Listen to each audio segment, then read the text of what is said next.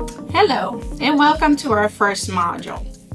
We start our journey together by examining an important set of entrepreneurial skills that every VoP leader must possess: strategic planning.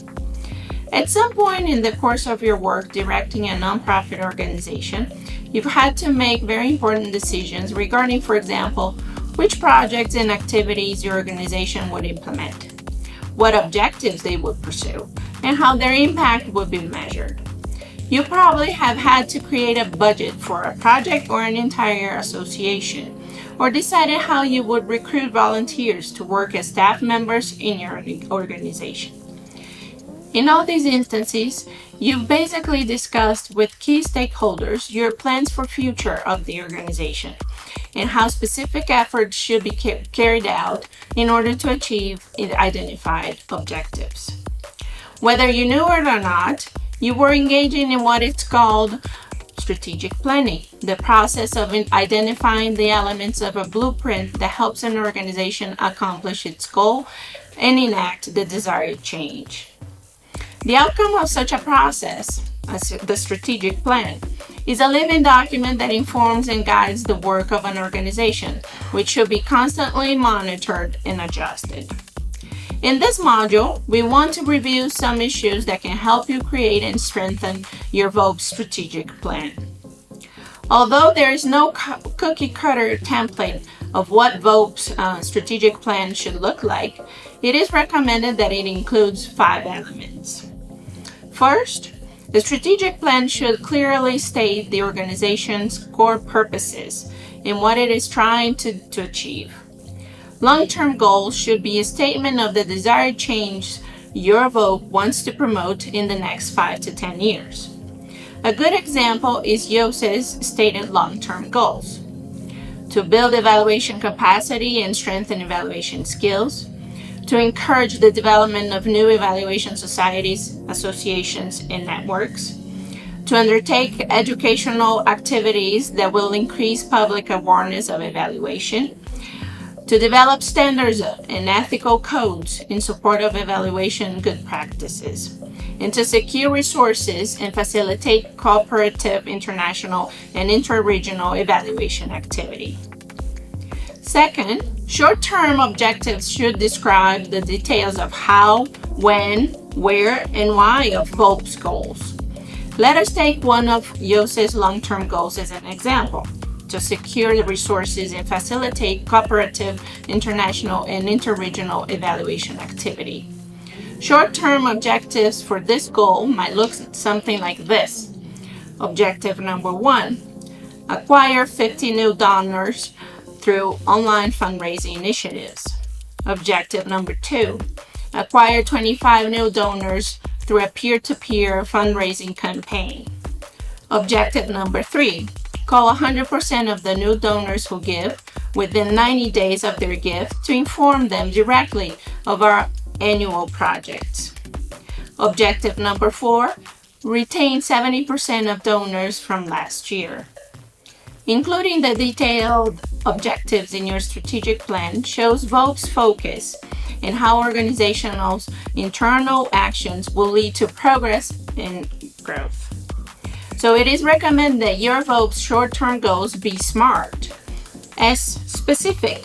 Target a specific area for improvement. M, measurable. Quantify or at least suggest an indicator of progress. A, assignable. Specify who will do it. R, realistic.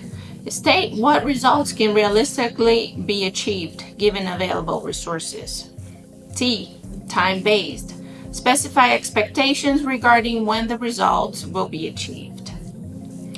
The third element of a VoP strategic plan is the organizational strategies, which is basically a description of the different actions the organization will take to reach its objectives. These alternatives should be discussed among the various stakeholders, and the options chosen should preferably be very practical and easy to be implemented. The planning team should also include a list of possible barriers and risks to the realization of the alternative paths. Doing so increases the probability that the chosen course of action will be successful.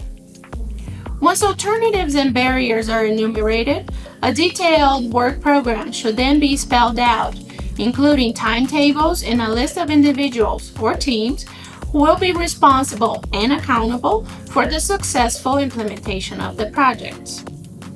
Finally, the strategic planning process ends with the identification of key performance indicators or milestones to evaluate the organizational success in reaching specified targets. In the platform, you will find useful tips to enhance your strategic planning skills in 5 different dimensions: governance and impact, legal, financial, human resources, and digital strategies. Although they are presented separately, it is important to remember that they are interrelated strategies designed to work together to achieve the same long-term goals. In real life, strategic planning is not a one-time event that is discussed in one meeting and put aside until the next meeting. It is rather an ongoing process that requires continual effort, time monitoring, and evaluation. In the live coaching session of this first module, you will learn what coaching is, what a leader coach does, and why a coaching organization management approach is preferable to a traditional organizational management in complex and fast-changing contexts. You will practice basic coaching skills such as listening, observing, asking powerful questions, and you will plan your first coaching conversation with one of your VOB staff or members using the GROW model. The benefits of engaging in strategic planning are enormous. Try it and you will see how you can clarify the direction of your organization, solve major organizational problems, build teamwork, and deal more effectively with rapidly changing circumstances.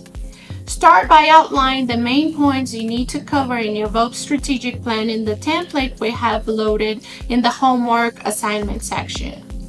Use this template as an example of what you need to include in your strategic plan, but feel free to change its format if you so like. And remember, you can contact our co-hosts if you have any questions. They're available to help you. Good luck and see you in Module 2.